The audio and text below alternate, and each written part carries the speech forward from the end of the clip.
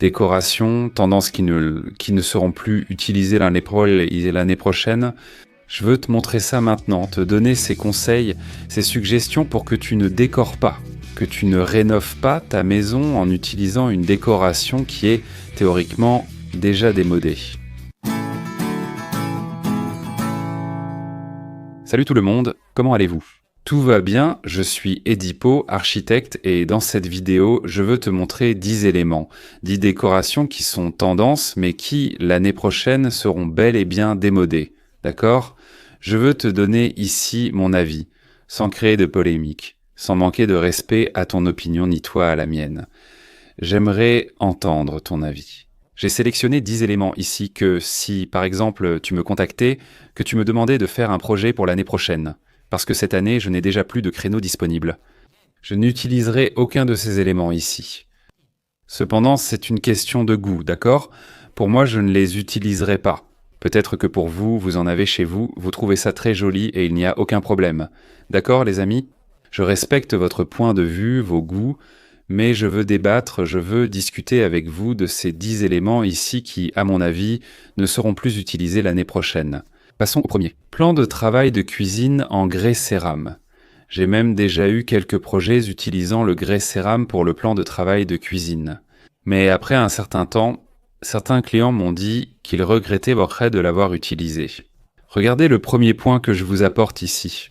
Je pense même que ça va lancer un débat intéressant ici. Le plan de travail de notre cuisine en porcelaine. D'abord, je veux te dire ceci. Il y a certains modèles de porcelaine qu'on ne trouve pas dans le marbre, le granit, le quartz ou dans aucun autre matériau. D'accord ? Le modèle de la porcelaine, l'effet qu'elle apporte, le design qu'elle propose, l'impression, on ne peut pas la retrouver dans aucun autre matériau. C'est pourquoi certains clients choisissent le plan de travail en porcelaine, justement pour ce modèle exclusif de la porcelaine. Donc c'est pour ça qu'ils ont fait ce choix.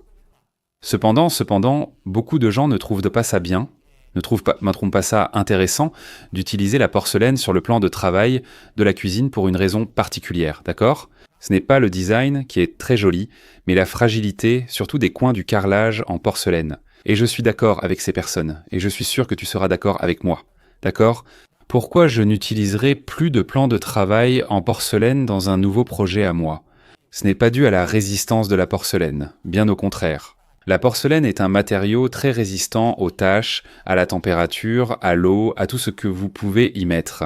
Elle est vraiment très résistante. Le seul point négatif qui fait que je n'utilise pas la porcelaine dans un nouveau projet pour l'année prochaine, dans votre maison par exemple, c'est justement la durabilité. Tout ce qui frappe l'angle, puisque c'est un produit à arête, non ? Cet angle de 90 degrés là, vous voyez, ce coin-là. Donc n'importe quoi qui frappe là, une cocotte minute, une casserole pleine d'eau, quelque chose dans votre quotidien, qui frappe ce coin du carrelage en porcelaine, finit par casser. Et alors, pour réparer ce carrelage en porcelaine, ça ne sera plus jamais pareil.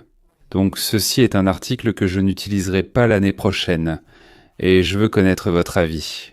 Ceux qui ont du carrelage en porcelaine, avez-vous regretté d'avoir choisi un plan de travail en porcelaine pour la cuisine ?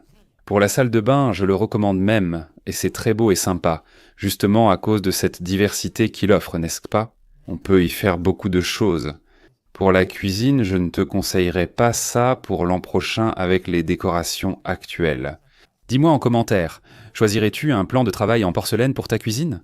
Après avoir évoqué le plan de travail en porcelaine, je souhaite aborder celui de couleur foncée. D'accord ? On sait donc qu'il existe le granit noir San Gabriel, le vert Ubatuba, qui sont les granites les plus utilisés à cause de leur prix, parce qu'ils sont vraiment bon marché. Mais ce sont des couleurs très foncées. Maintenant, je ne veux pas te parler du prix, parce que si on commence à parler de valeur ici, évidemment, je pense qu'aucun autre matériau ne va battre le granit pour faire le plan de travail de ta cuisine en termes de coût. Le granit est l'un des matériaux les moins chers que tu puisses mettre sur le plan de travail de ta cuisine, tout en ayant une bonne décoration. Résistant à long terme, d'accord ? On sait que le granit est résistant, c'est un produit que tu vas installer dans ta cuisine, sur ton plan de travail, et tu n'auras plus à t'en soucier. Oublie, une fois installé, c'est pour toujours, d'accord ? Donc je ne veux pas parler de la résistance du matériau en soi. Ce n'est pas ça que je veux vous apporter, mais je veux maintenant vous parler du design du produit. Pourquoi est-ce que je ne vous recommanderais pas d'utiliser un plan de travail de couleur foncée pour votre cuisine? Tout d'abord, cela va trop assombrir votre plan de travail. Vous allez par exemple être obligé d'utiliser aussi des meubles sombres. Si vous utilisez une pierre foncée et des meubles foncés, vous allez trop assombrir l'environnement. Et c'est la principale raison pour laquelle je ne vous recommanderais pas d'utiliser un plan de travail de couleur foncée. Juste les gars, faites attention. Je ne recommande pas de l'utiliser dans un nouveau projet pour des raisons esthétiques. Ce n'est pas à cause du produit, ni du prix, ni de la durabilité que l'on connaît. Surtout le granit. Mais le plan de travail de couleur foncée, si vous utilisez déjà des meubles foncés, si vous avez déjà un sol foncé, pourquoi choisir aussi un plan de travail foncé? Vous allez trop assombrir votre espace. Surtout qu'on parle de la cuisine, d'un endroit qui a besoin de lumière, on a besoin d'un espace lumineux. C'est la cuisine, pas une chambre ni un salon télévision, et il faut un espace lumineux. Pour pouvoir préparer les aliments, la cuisson, il y a la cuisinière, le four. Donc dans un nouveau projet, je ne vous conseillerais pas d'utiliser un plan de travail de couleur foncée. Cependant, je sais très bien qu'il y a des projets où il est très beau d'utiliser une couleur foncée pour le plan de travail. D'accord? Tant que là, je suis pour. Maintenant, je vais dire le contraire de ce que je viens de dire. Je suis pour l'utilisation d'un plan de travail de couleur foncée, à condition que votre sol soit de couleur claire et que votre menuiserie soit également de couleur claire. Et quand je parle de menuiserie, je parle du meuble sous évier et du meuble suspendu. Tout ce qui est en bois, la menuiserie de votre cuisine, on l'utilise en couleur claire et surtout, on utilise une tonalité d'éclairage blanc, froid ou blanc neutre et beaucoup d'éclairage.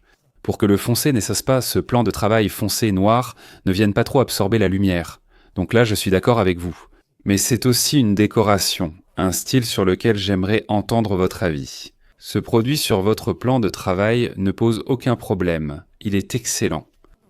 Mais pour un nouveau projet, si vous deviez rénover votre cuisine, vous continueriez avec le plan de travail noir, n'est-ce pas? Les plus courants, le noir Saint-Gabriel, le vert Ubatuba, de granit foncé ou le quartz parfois très foncé aussi. Vous garderiez cette couleur pour le plan de travail? Dites-le moi en commentaire. Une poignée en aluminium pleine sur la porte, sur le tiroir, sur la porte de votre meuble suspendu, de votre armoire, c'est aussi un autre produit que je n'utiliserai plus. Quand je vous parle, regardez, on a déjà les 3 premiers éléments rien que dans la cuisine, d'accord? Et je n'ai même pas encore parlé des autres ici. Quand on va faire la menuiserie de la cuisine, de l'armoire, du meuble suspendu, et pour toi qui me suis ici depuis longtemps, surtout dans les vidéos récentes, vous savez que je n'aime pas utiliser cette poignée en aluminium sur toute la porte. Je n'aime pas, ce n'est pas mon truc. Pourquoi? Pour l'esthétique. Il peut être fonctionnel, mais pour l'esthétique, non. Et j'ai lu ici certains de vos commentaires, que ceux qui ont cette poignée dans leur menuiserie, c'est difficile à nettoyer, ça se détache facilement quand on tire, n'est-ce pas? À cause de la colle, généralement il est collé, certains même vissés. Enfin, avec le temps, il demande un peu d'entretien. Donc moi je n'aime pas ça. Je n'aime pas utiliser une poignée en aluminium complète sur la porte, le tiroir ou dans la menuiserie. Je préfère utilise et recommande autre chose. C'est d'utiliser la porte elle-même comme poignée, d'accord? Ou alors éventuellement une petite poignée plus discrète. Quelque chose de plus épuré, de plus doux. Pour ne pas enlever la beauté de ta menuiserie. Imagine, tu as choisi une couleur de menuiserie magnifique, vraiment superbe, qui s'accorde avec la pierre, qui s'accorde avec le sol. Et là, tu vas et tu mets une grande poignée de bout en bout sur ta porte.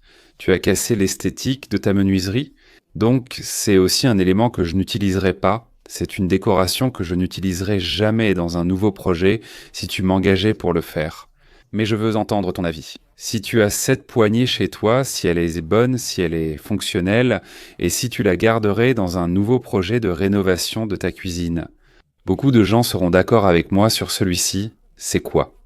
Plusieurs types de sols dans la maison. Par exemple, tu entres chez toi, il y a le carrelage en porcelaine dans le salon, un autre carrelage en porcelaine sur la terrasse, un autre carrelage en porcelaine dans la cuisine, puis du vinyle dans les chambres, et un autre modèle dans la salle de bain. Tu imagines le mélange? Alors, regarde, avoir plusieurs types de sols, un chez toi, dans ton appartement, tu entres chez toi, tu as du vinyle dans tout ton salon. Dans la cuisine et sur la terrasse, c'est du carrelage en porcelaine. Dans la chambre, tu gardes le vinyle. Dans les salles de bain, c'est du carrelage traditionnel, etc. Ou au contraire, tu entres et il y a du carrelage en porcelaine dans le salon et sur la terrasse, n'est-ce pas? Ou bien la terrasse a un sol plus bas avec un carrelage en porcelaine différent et la cuisine en a aussi un autre. Dans les chambres, tu as mis du stratifié et du vinyle. Donc ce mélange, cette quantité de types de sol dans une seule maison, dans ce cas-là, n'est-ce pas? Je ne le recommande pas ni ne l'utiliserai pour un nouveau projet. L'idéal, c'est d'avoir au moins un type de sol pour la cuisine, le salon, la salle de télévision, le séjour et la véranda. Vous pouvez mettre le même revêtement dans la buanderie si elle est attenante à la cuisine. Pour les salles de bain, le choix vous appartient. Et aussi dans les chambres, car il y a une séparation par porte entre le salon et les chambres, le couloir et les chambres. Salle de bain, on aura toujours une porte qui va séparer, donc j'utiliserai toujours un seul type de sol pour toute la maison. Salon, balcon, buanderie, salle de télévision, salon et cuisine, salle de bain. Un carrelage en grès cérame qui peut être différent, il n'y a aucun problème, et dans les chambres, un revêtement vinyle ou un stratifié, d'accord? Mais utiliser plusieurs types de revêtements de sol dans une maison, dans un appartement, je ne trouve pas ça bien, d'accord? Et j'aimerais aussi entendre votre avis. Préférez-vous utiliser le même revêtement de sol dans toute la maison, y compris les chambres? Ou bien êtes-vous du genre « Édipe, je ne suis pas d'accord, je ne partage pas ton point de vue ». Chez moi, le salon, le balcon, la cuisine et les chambres ont chacun un sol différent. Je veux ton avis, d'accord? Ici, on partage idées, suggestions, astuces et opinions. Je donne la mienne, à toi de partager la tienne en commentaire. Du papier peint à fleurs ou très voyant, tu sais, ce papier peint qui en devient même kitsch. On va parler comme ça de tous les éléments qu'il contient. Quand je parle de papier peint très voyant, je parle de ces papiers peints qui sont... Il y a des fleurs, il y a ce paysage, il y a plein de photos, il y a beaucoup d'éléments décoratifs sur le papier peint, et du coup, l'image de ce papier peint devient fatigante. Imaginez que vous ayez un salon épuré, très doux, très léger, avec des couleurs neutres, puis vous, bam, vous mettez un papier peint là, voyant, et c'est lui seul qui va attirer toute l'attention dans la décoration de votre salon, d'accord ? Quand je vous dis ça, je veux que vous compreniez que le papier peint est un très bon élément décoratif, d'accord ? C'est un atout dans la décoration. Vous voyez ça ici ? Ça, c'est du papier peint. Ce n'est pas du béton ciré, non, d'accord ? Vous me demandez souvent dans les vidéos, ce type de mur derrière toi, là où tu fais les vidéos et tout, c'est quelle couleur ? Quel béton ciré c'est ? Non, c'est du papier peint imitation béton ciré. Et quel papier peint est-ce que je recommande dans les nouveaux projets ? Soit un modèle comme celui-ci, soit un papier peint avec une finition en lin. D'accord. Qu'est-ce que la finition en lin ? C'est ce matériau où, quand tu passes la main sur le papier peint, sur le tissu, tu as cette sensation de toucher du lin, tu vois. Pour moi, c'est le meilleur, d'accord ? C'est le meilleur produit en papier peint que tu puisses mettre chez toi, dans ta chambre, dans ton salon, dans ta salle de séjour. D'accord ? Maintenant, utiliser un papier peint avec plusieurs éléments, plusieurs motifs, là, je trouve ça démodé depuis longtemps, d'accord ? C'est pour ça que j'ai apporté ce produit ici, pour attirer ton attention et te donner un conseil, d'accord ? LED derrière la télé, c'était la grande mode quand ils ont lancé ces télés, avec cet éclairage derrière, ce LED coloré. Tu regardes un film ou un match avec cette lumière derrière la télé. Écoutez, je sais que je peux recevoir beaucoup de désaccords à propos de cet objet que je vous présente ici, le LED derrière la télé. Je veux que vous compreniez mon point de vue. Si on parle d'un salon télévision épuré, un salon télévision contemporain, moderne, où vous avez utilisé un beau sol, une belle menuiserie pour le panneau, un joli rideau, un papier peint également discret. Pourquoi mettre des LED derrière la télé ? Dites-moi. C'est juste pour avoir cette sensation d'éclairage derrière ? Je suis contre le fait d'utiliser un LED derrière votre télé, surtout un LED coloré, d'accord ? On va laisser ce produit-là pour la chambre de notre fils ou de notre fille. On va laisser ce produit pour cette chambre gamer que votre fils a chez vous. On va laisser ça pour cet environnement ou cette salle de jeu. Dans notre salon, non les gars. Dans notre salle de télévision, non. Dans notre salon, non, n'est-ce pas ? On va utiliser seulement la télé. Pas question d'utiliser le LED derrière la télé.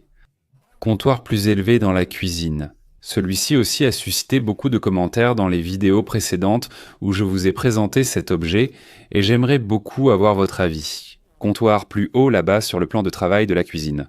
Pourquoi utiliser un comptoir haut sur le plan de travail, par exemple pour notre plaque de cuisson, n'est-ce pas? Le plus courant est d'avoir un plan de travail à 90 cm de hauteur et la plaque de cuisson. Surélever ce petit L et installer un comptoir plus haut avec des tabourets de l'autre côté, n'est-ce pas?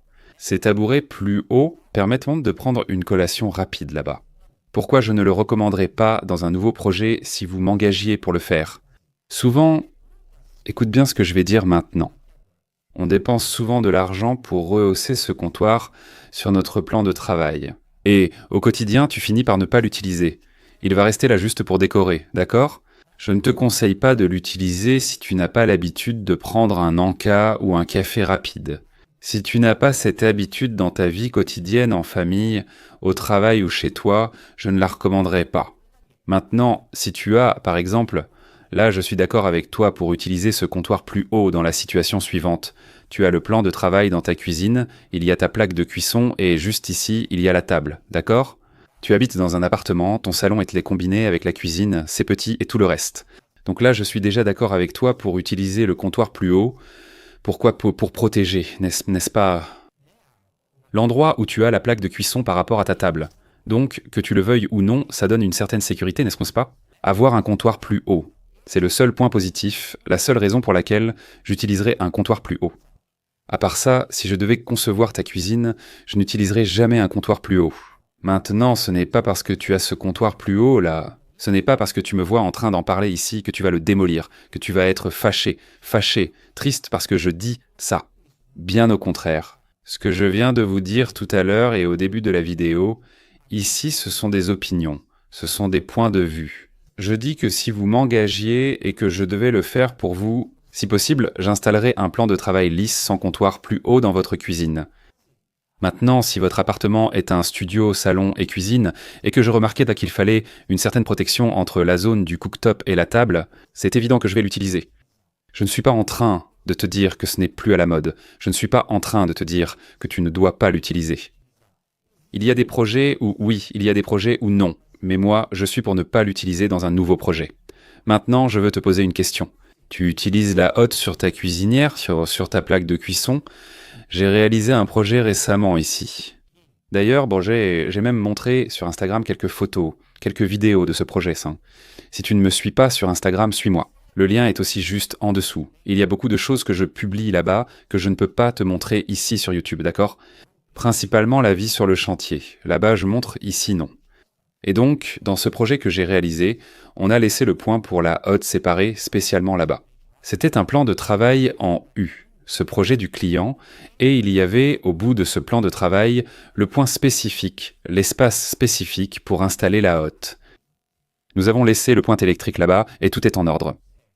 Ensuite, lors de l'achat, nous avons même conseillé aux clients les modèles de hotte à installer pour que tout soit conforme au projet. Avoir une plaque de cuisson ou une cuisinière ne signifie pas que vous pouvez installer n'importe quelle hotte. D'un coup, ça peut aussi te plaire.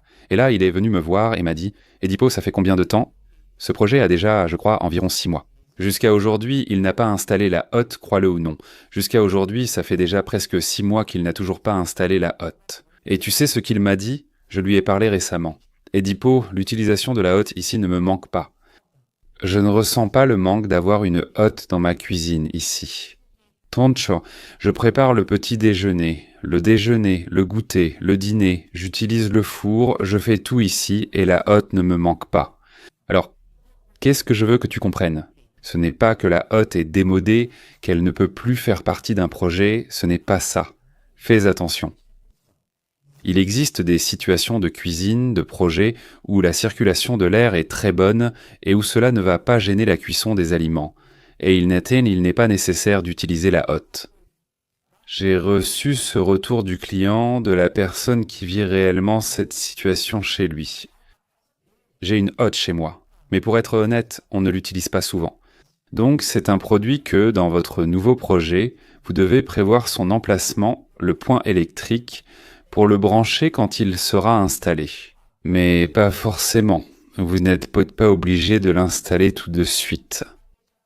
Ce que je peux te dire, c'est fais d'abord un essai. Dans ton quotidien, commence à profiter de ce nouveau bien, de cette nouvelle cuisine. Si tu te rends compte,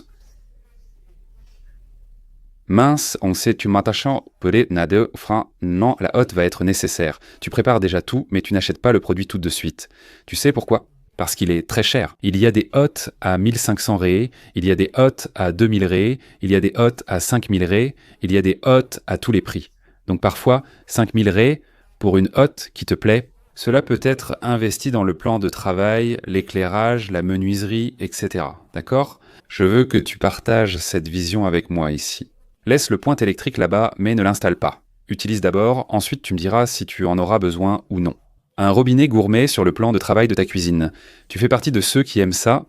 Tu utilises un robinet gourmet sur le plan de travail ou tu trouves ça encombrant? J'ai fait un sondage ici sur la chaîne dans l'onglet Communauté en vous demandant robinet gourmet, tu l'installerais dans ta cuisine? Oui, Edipo, j'aime bien, c'est sympa. Non, je trouve ça encombrant. Et toi, tu en penses quoi? Tu vas rénover ta cuisine, tu vas faire une nouvelle cuisine. Est-ce que tu utiliserais un robinet gourmet dans ta cuisine? Dis-moi ici, non, Edipo, c'est encombrant. Écoute, j'ai reçu... C'était presque à égalité là-bas. Si tu vas dans l'onglet Communauté ici, tu trouveras ce sondage là-bas. C'était presque à égalité. 51%, 49%. Jusqu'au moment où j'ai regardé, d'accord? Ça peut probablement augmenter ou diminuer pour ceux qui utilisent et ceux qui n'utilisent pas. Mais si tu me suis ici depuis longtemps, tu sais que je ne suis pas en faveur d'utiliser un robinet gourmet dans la cuisine. Pour un balcon, je suis d'accord. Maintenant, pour la cuisine, je suis plutôt pour utiliser un robinet plus épuré, plus léger, plus discret, quelque chose qui n'attire pas autant l'attention qu'un robinet gourmet. Pourquoi? Le robinet gourmet, les gars, il a une taille, une courbe, du glamour, il attire l'attention. Et ce n'est pas cet effet-là que je veux transmettre dans un nouveau projet pour vous. Je veux de l'harmonie. Je veux que non seulement le robinet, mais tous les éléments de votre cuisine soient en harmonie. Installer un robinet gourmet attire l'attention. Alors analysez bien si un robinet gourmet va bien s'intégrer chez vous ou non. Ce n'est pas que je dis que vous ne pouvez pas l'utiliser. Faites attention, vous pouvez l'utiliser sans souci.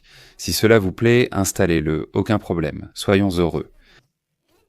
Et aussi, puisque j'ai déjà beaucoup parlé des éléments de la cuisine et maintenant du robinet gourmet, faites attention.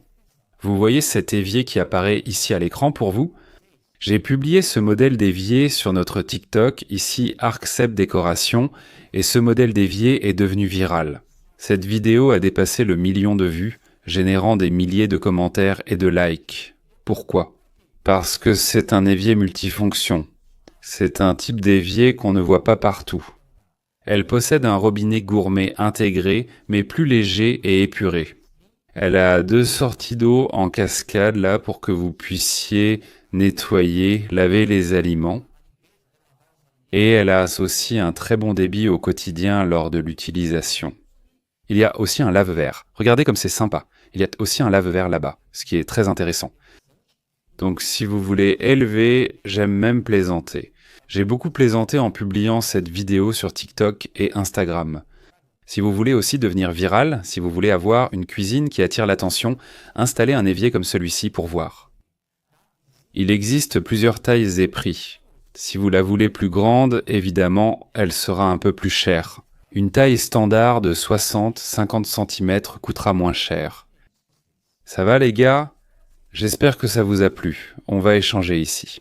Ce sont des points sur lesquels vous pouvez être d'accord avec moi ou non, il n'y a aucun problème.